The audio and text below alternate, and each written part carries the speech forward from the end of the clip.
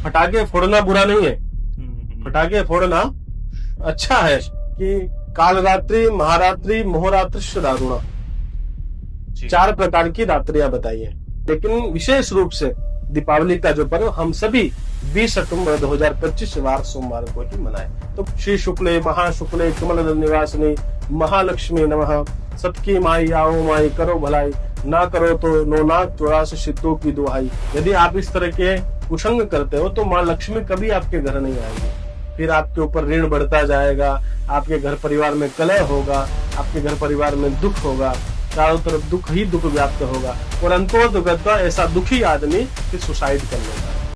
जय श्री राम दोस्तों, मैं अक्षय शर्मा आज मंदसौर के प्रसिद्ध कथावाचक, ज्योतिष आचार्य, आचार्य धर्मेंद्र शास्त्री जी के साथ में इस पॉडकास्ट में उपस्थित हुआ हूं।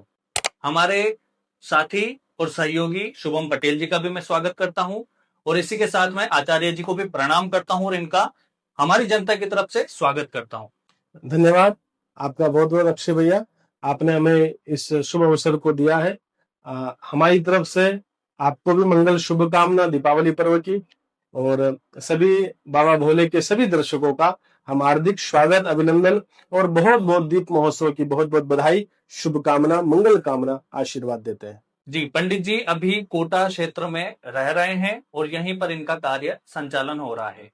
तो हम पंडित जी से बहुत ही अच्छी वार्तालाप शुरू करने वाले हैं, तो वीडियो को पूरा देखें क्योंकि ये वार्तालाप आपकी दिवाली को बेहतर से बेहतर बना सकती है। तो हम पंडित जी से वार्तालाप शुरू करते हैं और इसी के साथ में हमारा पहला प्रश्न है कि पंडित जी ये दिवाली का पर्व है क्या, इसे क्यों मनाया जाता है? जी, आपने बहुत अच्छा प्रश्न किया। दीपावली का जो पर्व है हम सभी सनातनी भाइयों के लिए बड़ा विशेष और बड़ा समरसता का त्योहार है। हम सभी सनातनी भाइयों को इसे बहुत आनंद से मनाना चाहिए। जी। ये दीप महोत्सव या यूं कहें दीपावली, तो दीपावली का यदि संधि विच्छेद हम करते हैं तो दीप प्लस वाली, यानी जहां दीपों की अनेक श्रृंखला हो, जहां भारत का हर कोना कोना दीपक से सजा हो, उसी दिन को दीपावली कहा जाता है। जी। उसी दिन को दीपावली के रूप में हम सब मनाते हैं। वैसे शास्त्रों में इसका विधान बताया है कि दीपावली पर्व जो है भगवान राम का 14 वर्ष वनवास भोगने के बाद रावण पर अहंकार पर विजय प्राप्त करके भगवान राम अयोध्या लौटे, तो अयोध्या वासियों ने भगवान राम का दीप जलाकर स्वागत किया और इसीलिए आज हम सभी उसी पर्व को आज तक मनाते आ रहे हैं। वैसे इसको देखा जाए तो ये दीपावली पर्व काम पर राम की विजय है, ये दीपावली पर्व अज्ञान पर ज्ञान की विजय है, ये दीपावली पर्व वैसे देखा जाए तो अंधकार पर प्रकाश की विजय है, ये विजय का प्रतीक है। इसलिए इस दीपावली पर्व को बड़ा शुभ और बड़े आनंद से मनाना चाहिए। ये दीपावली पर्व हमें कुछ संदेश देता है। हम सभी एक हैं, सभी वर्ण विशेष, सभी समुदायों के लिए ये विशेष त्योहार है। हम सब एक हैं, हम सब एक रहें, सभी एक भाईचारे से रहें। दीपावली पर आपने देखा होगा भाई भाई को मिठाई खिलाता है, पड़ोसी पड़ोसी को मिठाई खिलाता है। तो ये जो पर्व है ये सामाजिक समरसता का पर्व है, इसे आनंद से और समरसता से इसको मनाना चाहिए। जी, तो पंडित जी का कहना है कि इस समय अपने वेर भाव भुला दिए जाए और प्रेम से और सहयोग से इस दिवाली के पर्व को मनाया जाए। पर यहीं पर एक सवाल उठता है कि जब श्री राम जी अयोध्या पधारे थे तो पूजा श्री राम जी की होनी चाहिए, पर यहाँ पर पूजन श्री लक्ष्मी जी का होता है। तो हम पंडित जी से इस विषय पर जानकारी चाहते हैं। आपने बहुत अच्छा प्रश्न किया। वैसे ये सबके लिए बेहतर प्रश्न है, आपने सभी की तरफ से किया है, तो इसका जवाब मैं आपको देता हूं कि शास्त्रों में अलग अलग विधान बताए हैं। वैसा मैंने आपको पहले ही विगत बताया है कि भगवान राम के अयोध्या लौटने पर ही इस पर्व को मनाया जाता है। लेकिन इसमें एक और कहानी जुड़ी हुई है, जो हमारे वेद व्यास जी महाराज है जिन्होंने 18 पुराणों को लिखा है। उन्होंने पुराणों में लिखा है, ग्रंथों में इसका विवेचन किया है कि इस लक्ष्मी पूजन का जो पर्व है, जब देवता और दानवों में युद्ध हुआ, जब देवता लोग दानवों से परेशान हो गए, तब भगवान विष्णु ने देवता को समुद्र मंथन का एक सुझाव दिया, समुद्र मंथन किया जाए। तो देवता और दानवों ने मिलकर जब समुद्र मंथन किया तो समुद्र मंथन में 14 रत्न प्रकट हुए। जी जी। और 14 रत्नों में जब मां लक्ष्मी का आगमन भी हुआ, हाँ जी। वैसे 14 रत्न जब प्रकट हुए तो पहला रत्न हलाहल विष, कामधेनु, उच्च श्रवा घोड़ा, ऐरावत हाथी, माँ लक्ष्मी, वारुणी मदिरा, अप्सराएं, धनुष, पांचजन्य शंख, अनेक प्रकार के 14 रत्न प्रकट हुए। तो माँ लक्ष्मी का भी प्रकट हुआ, माँ लक्ष्मी का भी आगमन हुआ। उस समय माँ लक्ष्मी ने भगवान नारायण को गले में वरमाला पहनाई और भगवान नारायण का वरण किया। ये वही दिन है जिसको हम दीपावली कहते हैं। अच्छा। इसीलिए माँ लक्ष्मी का पूजन भी इसमें विशेष और महत्वशाली होता है। साथ में कुबेर का पूजन भी होता है, साथ में लक्ष्मी के साथ गणेश पूजन भी होता है। तो ये दीपावली पर्व भगवान राम का आगमन, माँ लक्ष्मी का पूजन, माँ लक्ष्मी के साथ गणेश पूजन और कुबेर के पूजन को लेकर भी विशेष बताया जाता है। जी, तो दर्शकों, हम गणेश पूजन और विशेषकर कुबेर पूजन के बारे में पंडित जी से आगे विशेष जानकारी लेंगे। उससे पहले हम जानना चाहते हैं कि दिवाली 20 तारीख को मनाई जाए या 21 तारीख को, संशय है तो आप उस पर अपने सुझाव दीजिए, क्लियर कीजिए। देखिए, विगत 2-4 वर्षों से दीपावली को लेकर बड़ा संशय उत्पन्न हो रहा है, लेकिन सबका अपना अपना मानना है। ये देश स्वतंत्रता का देश है, सभी अपने अनुसार दीपावली पर्व को मना सकते हैं, लेकिन शास्त्रोक्त यदि बात हम करें तो सभी को 20 तारीख सोमवार को ही दीपावली मनाना चाहिए। उसका कारण यह है कि दीपावली पर माँ लक्ष्मी का पूजन होता है और माँ लक्ष्मी का पूजन अमावस्या तिथि में होना चाहिए। और अमावस्या तिथि 20 अक्टूबर 2025 को वार सोमवार को मध्याह्न 3:45 से प्रारंभ होकर 21 अक्टूबर को सूर्य अस्त से पहले ही अमावस्या तिथि समाप्त हो रही है।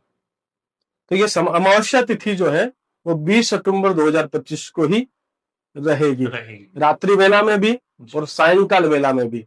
और अमावस्या में लक्ष्मी पूजन साय वेला में होता है, गोधूली वेला में। वैसे व्यापार वर्ग के लिए या अन्य समुदाय के लिए पूजन का अलग अलग समय निर्धारित है, लेकिन विशेष रूप से दीपावली का जो पर्व हम सभी 20 अक्टूबर 2025 वार सोमवार को ही मनाए तो बड़ा बेहतरीन और बड़ा श्रेष्ठ रहेगा। जी, तो हम पंडित जी से आपसे हम आगे की और जानकारी चाहते हैं, जो कि हमारे व्यापारी वर्ग के लिए है, और घर के सुख समृद्धि लगातार बढ़ती रहे, वृद्धि होती रहे, अगली दिवाली इस दिवाली से 10 गुना ज्यादा बेहतर बने, तो उसके लिए कुछ विशेष मुहूर्त है जो आप हमें बता सकते हैं? जी, विशेष मुहूर्त तो दीपावली पर्व के पूजन को लेकर बड़े बड़े अच्छे शुभ मुहूर्त है, लेकिन यदि चौकड़िए की बात करें तो चौकड़िए भी है, और यदि लग्न की बात करें तो लग्न भी है। लेकिन व्यापार विशेष को लेकर यदि बात की जाए तो शुभ लाभ के चौकड़ियों में भी आप पूजन कर सकते हैं। और यदि और अच्छा बेहतर बनाना चाहते हैं तो गोधूली वेला, या और बेहतर बनाना चाहते तो वृषभ लग्न, और बेहतर बनाना चाहते हैं तो सिंह लग्न में भी आप पूजन कर सकते हैं। तो विशेष तौर पर हम जानना चाहते हैं कि सिंह लगन और वृषभ लगन का बहुत ज्यादा महत्व है, क्योंकि व्यापारी वर्ग सिर्फ इन्हीं लगनों को महत्व देकर इसी समय पर पूजा करता है। तो आप हमें विशेष वो समय बता दें पंडित जी जो वृषभ लगन और सिंह लगन का है, जिसमें माता लक्ष्मी की पूजा विशेष फलदायी होती है। देखिए, चौकड़ी की बात करें तो 20 अक्टूबर 2025 को जो चौकड़ियां है वो 4:30 से लेकर 5:56 तक अमृत का चौकड़िया है। इस समय भी आप पूजन कर सकते हैं। और वाहन आदि का पूजन करना चाहते हैं वो चर चौकड़िए में, यानी 5:56 से लेकर 7:30 बजे तक भी आप पूजन कर सकते हैं। उसके बाद आ जाता है गोधूली वेला का समय, जो 5:55 से लेकर 7:23 तक माता लक्ष्मी के लिए गोधूली वेला का समय बड़ा श्रेष्ठ है। यदि आपने बात करी वृषभ लग्न की, तो वृषभ लग्न तो बेहतर लग्न है। इस लग्न के लिए आपको इंतजार करना पड़ेगा शायद 7:30 बजे, 7:23 से 9:21 रात्रि के समय आप वृषभ लग्न में माँ लक्ष्मी का पूजन करें। और सिंह लग्न में यदि पूजन करना चाहे तो रात्रि के 1:51 से सुबह 4:02 तक का जो समय है वो सिंह लग्न का समय है। तो इस समय में आप पूजन माँ लक्ष्मी का कर सकते हैं। तो पंडित जी, आपने हमें विशेष तौर पर सिंह लगन और वृषभ लगन के बारे में बताया, लक्ष्मी पूजन का बहुत अच्छा समय बताया आपने। पर हम ये जानना चाहते हैं कि जो हमारा साधक वर्ग है या फिर जो आम आम व्यक्ति है जो चाहता है कि मैं माता लक्ष्मी के लिए समर्पित होकर कुछ मंत्र कर दूं, कुछ ऐसी साधनाएं कर लूं उस रात को कि मेरे को सिद्धि मिल जाए या मेरे को विशेष कृपा की प्राप्ति हो, तो हमें उन के बारे में बताइए, उस रात के बारे में बताइए, उस रात के विशेष महत्व के बारे में बता दीजिए, जो कि आजकल मनोरंजन का क्षेत्र बना दिया, पटाखे फोड़ने हैं और पार्टी करनी है, लेकिन वो रात्रि कुछ विशेष है, उसमें क्या साधनाएं हो सकती है, आप हमारा मार्गदर्शन कीजिए। देखिए, आपने बड़ी अच्छी बात बताई है कि आज के समय में दीपावली पर्व को सिर्फ मनोरंजन की तरह देखा जाता है। जी। लेकिन ये दीपावली का जो पर्व है, मनोरंजन का पर्व नहीं है। मनोरंजन के साथ-साथ ये दीपावली का जो पर्व है, ये साधनाओं का पर्व है। जी। इस दिन बड़े-बड़े अच्छे साधक लोग इस दिन का इंतजार करते हैं। बरसों से, सालों से इस दिन का इंतजार करते हैं कि कब ये रात्रि आएगी और कब मैं साधना करूं। तो जो साधक लोग हैं, ऐसा कहा जाता है कि जहां काम है वहां राम है, राम नहीं, और जहां राम है वहां काम नहीं। तो ये जो रात्रियां हैं, कामी लोग काम करते हैं, योगी लोग चिंतन करते हैं, भगवान का भजन करते हैं, साधक लोग साधनाएं करते हैं। तो हम कामी ना बने, हम मनोरंजन ना करें, हम योगी बने, हम साधक बने और माँ लक्ष्मी और भगवान की कृपा प्राप्त करें। शास्त्रों में दुर्गा सप्तशती एक पुस्तक है। दुर्गा सप्तशती में एक बड़ी अच्छी बात बताई है कि कालरात्रि, महारात्रि, मोहरात्रिश्च दारुणा, जी। 4 प्रकार की रात्रियां बताई है। कालरात्रि यानी दीपावली की रात्रि, अच्छा, अच्छा। महारात्रि यानी शिवरात्रि, जी। मोहरात्रि यानी कृष्ण जन्माष्टमी की रात्रि, और दारुण रात्रि यानी होलिका की रात्रि। ये अच्छा। 4 रात्रियां विशेष बताई है। इन रात्रियों में की गई साधना, इन रात्रियों में किया गया जप, इन रात्रियों में किया गया तंत्र साधना, इन रात्रियों में किया गया मंत्र साधना, इन रात्रियों में किया गया यंत्र निर्माण बड़ा विशेष और शुभ फल प्रदान करता है। तो इन रात्रियों में सभी साधक लोगों को मंत्र, तंत्र और यंत्र की साधना करनी चाहिए। ये साधनाएं विशेष होती हैं। तो पंडित जी, इसमें अपन मंत्र साधना में कौन से मंत्रों की साधना करें जो विशेष हमें फलदायी साबित हो? देखिए, मंत्र भी 2 प्रकार के होते हैं। एक तो वैदिक मंत्र होता है, एक शाबर मंत्र होता है। तो वैदिक मंत्र अपनी जगह अपना काम करता है, शाबर मंत्र अपनी जगह अपना काम करता है। तो वैदिक मंत्र की यदि श्रृंखला में हम जाए तो ओम श्रीम ह्रीम श्रीम ओम महालक्ष्मी नमः, एक छोटा सा साधारण वैदिक मंत्र है। यदि थोड़ा और आगे बढ़े तो श्रीम ह्रीम श्रीम कमले कमलालय प्रसिद्ध प्रसिद्ध श्रीम ह्रीम श्रीम ओम महालक्ष्मी नमः, ये एक छोटा सा ये भी मंत्र है। लेकिन और यदि साधक लोग आगे बढ़ना चाहे तो उस रात्रि में अपने कर्ज मुक्ति के लिए, व्यापार में बढ़ोतरी के लिए, माँ लक्ष्मी के शुभ आगमन के लिए, गज लक्ष्मी की प्राप्ति के लिए, शुभ लक्ष्मी की प्राप्ति के लिए श्री सूक्त, जो ऋग्वेद के मंत्र है, 16 मंत्र है जो श्री सूक्त के नाम से प्रसिद्ध है, उन 16 मंत्रों को रात्रि भर पाठ करें, माँ लक्ष्मी की कृपा प्राप्त होगी। और एक और विशेष जो स्वर्ण वर्षा कराने वाला मंत्र है उसको कहते हैं कनक धारा स्तोत्र, जो शंकराचार्य द्वारा रचित है। ऐसे कनक धारा स्तोत्र का पाठ करें, इस पाठ से भी माँ लक्ष्मी की बड़ी कृपा होगी। और चाहे तो रात्रि भर महालक्ष्मी के नमः की आप कमल गट्टे की माला से भी आप जाप कर सकते हैं। ये तो हो गई वैदिक मंत्र की बात। यदि शाबर मंत्र की बात करें तो शाबर मंत्र वो होते हैं जिनका कोई अर्थ नहीं होता है। शाबर मंत्र जो गुरु गोरक्षनाथ ने प्रकट किए हैं, तो ऐसे शाबर मंत्र हैं जिनमें अष्टलक्ष्मी शाबर मंत्र, श्री शुक्ले महाशुक्ले कमलदल निवासिनी महालक्ष्मी नमः, सतकी माई आओ माई करो भलाई, ना करो तो नो नाथ 84 सिद्धों की दुहाई, इस प्रकार के शाबर मंत्रों की साधना भी आप कर सकते हैं। तो मेरा मानना है जिसमें आपकी रुचि हो आप शाबर मंत्र भी कर सकते हैं, आप वैदिक मंत्र भी कर सकते हैं। शाबर मंत्र का कोई प्रभाव खराब नहीं होगा, न ही वैदिक मंत्र का प्रभाव। ये दोनों ही माँ लक्ष्मी की कृपा प्राप्त कराने के लिए बड़े सहज और सरल है।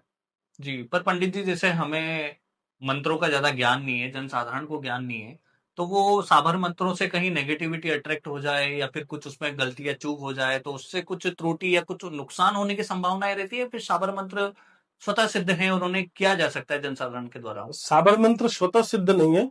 वैदिक मंत्र की यदि बात करें तो वैदिक मंत्र को लंबे समय तक जाप करने के बाद सिद्ध किया जाता है, लेकिन साबर मंत्र में ऐसा नहीं है।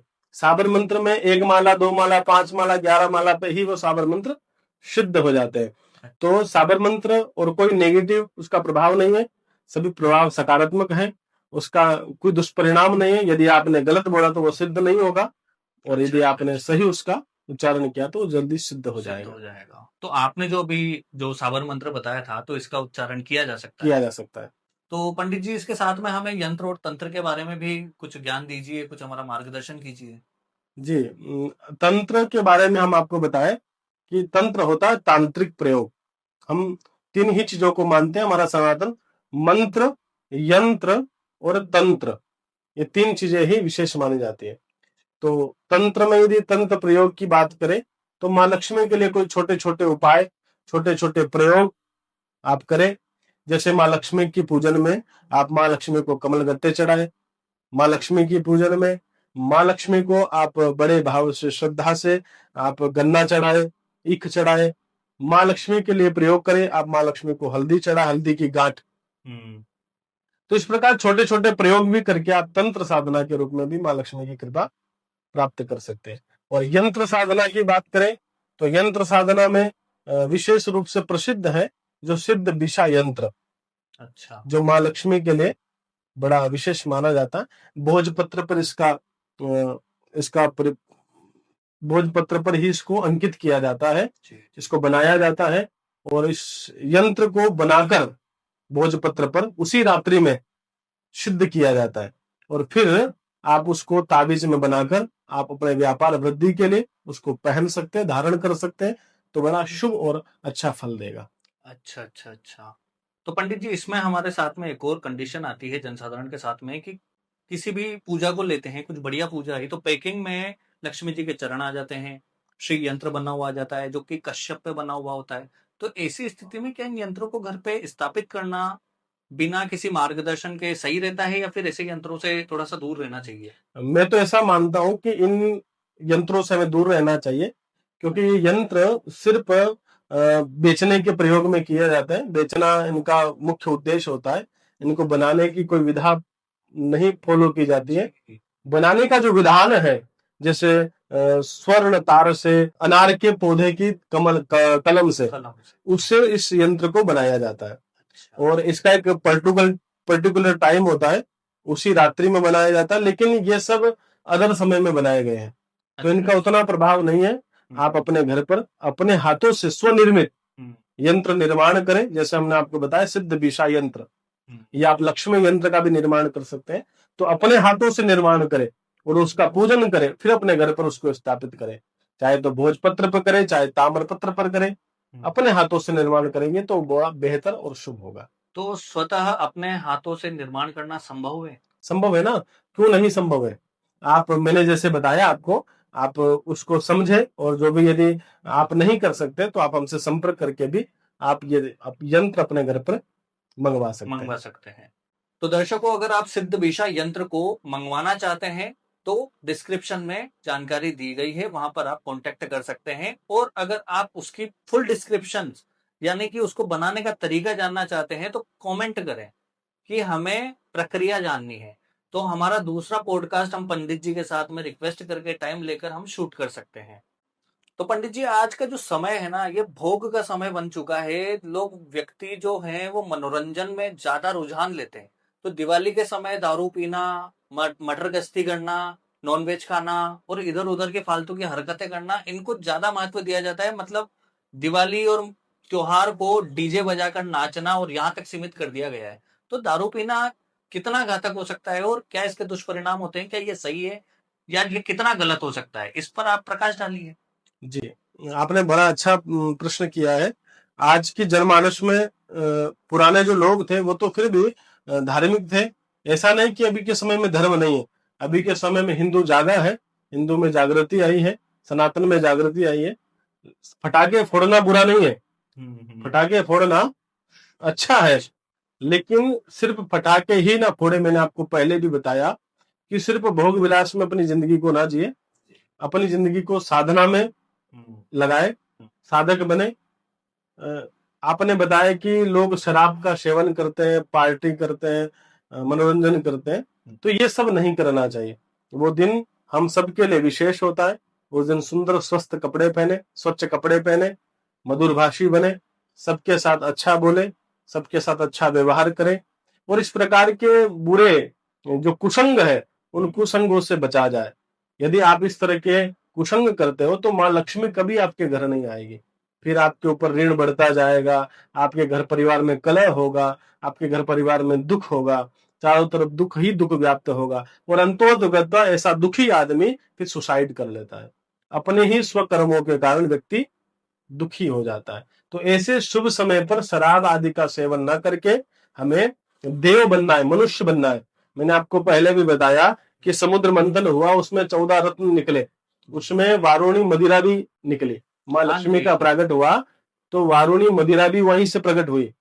तो वारुणी मदिरा को देवताओं ने नहीं लिया, दानवों को दिया गया। अच्छा। तो जो मदिरा का सेवन करते वो देवता नहीं हो सकते, वो फिर असुर रहे। असुर ही, दानव ही कहलाएंगे। तो हमें दानव नहीं, हमें मानव बनना है और मानव बनकर समाज में जीना है ताकि लोग हमें अच्छा कहें, लोगों के बीच में हमारा अच्छा संदेश जाए। और मैं आपको पुनः बताना चाहता हूं कि दीपावली का जो पर्व है ये बड़ा समरसता का पर्व है, शांति का पर्व है और हमारा सनातन तो वैसे ही भाईचारे पर, सामाजिक समरसता पर, सभी का सम्मान करने के लिए बताया जाता है। तो हमारे सनातन में हम सबको इस दीप महोत्सव को बड़े आनंद से, बड़े खुशी से भगवान राम के, माँ लक्ष्मी के और भगवान गणेश के पूजन के साथ इसको मनाना चाहिए। तो आचार्य जी, हम आपसे पूछना चाहते हैं कि लक्ष्मी जी के पूजन के साथ में गणेश जी का पूजन होता है, इस बात के पीछे क्या रहस्य है? देखिए, शास्त्रों में अलग अलग बात बताई है। माँ लक्ष्मी की कोई संतान नहीं है। हाँ जी, हाँ जी। माँ लक्ष्मी के जब संतान नहीं थी तो एक समय भगवान, ऐसा शिव महापुराण में, भागवत महापुराण में और अन्य पुराणों में भी ये लेख मिलता है कि माँ लक्ष्मी के जब कोई संतान नहीं थी तो एक दिन माँ लक्ष्मी अपने आंखों से अश्रुधारा बहा रही थी। अच्छा। भगवान नारायण ने देखा, माँ लक्ष्मी से पूछा, देवी आप लक्ष्मी हो, सबको आनंद देती हो, सबको सुख देती हो, समाज में बिना लक्ष्मी के कुछ नहीं होता, जी। तो सबको सुख देने वाली आज दुखी कैसे, वो क्यों रो रही है? तो माँ लक्ष्मी ने कहा कि हे प्रभु, धन से सुख नहीं मिलता। अच्छा। धन से सुख नहीं मिलता। सुख नहीं मिलता। मैं एक स्त्री हूं और स्त्री को सर्व सुख तब तक नहीं मिलता है जब तक वो स्त्री मां नहीं बन जाती। और मैं आज तक मां बनने का सुख नहीं प्राप्त कर सकी, यानी मैंने कोई सुख लिया ही नहीं है, तो इस कारण मुझे दुख है। तो भगवान नारायण ने कहा, देवी तुम्हारे दुख को मैं दूर नहीं कर सकता। तुम अपने दुख को दूर करने के लिए, जब दुख हो तो व्यक्ति कहाँ जाता है? अपने मित्र के पास। जी। जब व्यक्ति दुखी होता है तो वो अपने मित्र के पास जाता है, मित्र को दुख सुनाता है और सच्चा मित्र भी वही है जो उस दुख को सुनकर समाधान करे। तो माँ लक्ष्मी अपनी मित्र यानी माँ पार्वती के पास गई। अच्छा। माँ पार्वती के पास जाकर जब माँ पार्वती ने माँ लक्ष्मी की आंखों में आंसू देखे तो माँ पार्वती की गोद में दो दो पुत्र है, एक तरफ गणेश जी और एक तरफ कार्तिकेय जी। तो माँ लक्ष्मी ने और जब उस दृश्य को देखा कि पार्वती के तो दो पुत्र हैं और मेरे एक भी नहीं है, तो माँ पार्वती समझ गई मन ही मन। माँ पार्वती ने लक्ष्मी को पास में बिठाया और कहा, हे देवी मैं आपके दुख को समझ सकती हूँ। और फिर वो सहेली कैसी जो सहेली का दुख कम ना कर सके। तो मैं आज से आपको कहती हूँ कि मेरा जो पुत्र गणेश है, ये गणेश आपको दत्तक पुत्र के रूप में सौंपती हूँ। तो माँ लक्ष्मी को माँ पार्वती ने भगवान गणेश को सौंप दिया। माँ लक्ष्मी बड़ी प्रसन्न हुई और माँ लक्ष्मी ने कहा, आज से गणेश जी मेरे पुत्र है, दत्तक पुत्र है। जी। और जो जो समाज, जब जब व्यक्ति दुखी होगा, धन से परेशान होगा, यदि व्यक्ति जिस दिन गणेश के साथ मेरी पूजा करेगा, अच्छा, लक्ष्मी के साथ जिस दिन व्यक्ति गणेश जी की पूजन करता है तो माँ लक्ष्मी बड़ी प्रसन्न होती है। माँ के साथ पुत्र की पूजा, आपने देखा होगा विवाह में गणेश के साथ पार्वती पूजन होता है, गणेश गौरी पूजन। हाँ जी, हाँ है ना? तो गणेश गौरी यानी गणेश का पूजन माँ पार्वती के साथ, और गणेश लक्ष्मी पूजन यानी दीपावली का पर्व है जिस दिन गणेश जी का माँ लक्ष्मी के साथ पूजन होता है। और जो समाज, जो जनमानस माँ गणेश का लक्ष्मी के साथ पूजन कर, भगवान गणेश का माँ लक्ष्मी के साथ पूजन करता है तो उसके घर में खुशहाली, उसके घर में लक्ष्मी का शुभ आगमन होता है।